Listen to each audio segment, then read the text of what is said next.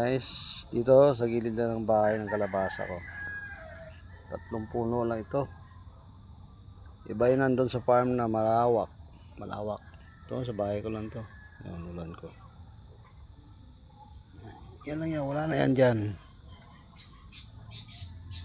Ito lang tinanim nito, tumubo lang ito eh. Pero yung bunga niyan, ito, ayan. Kukunin ko na to. Kulang na to.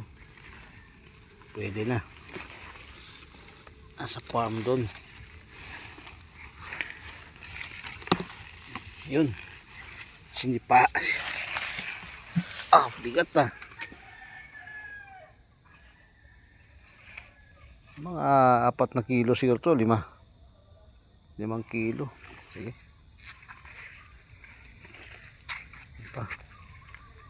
Ano pa yun dyan? Nagtatago lang sila sa damo. Okay.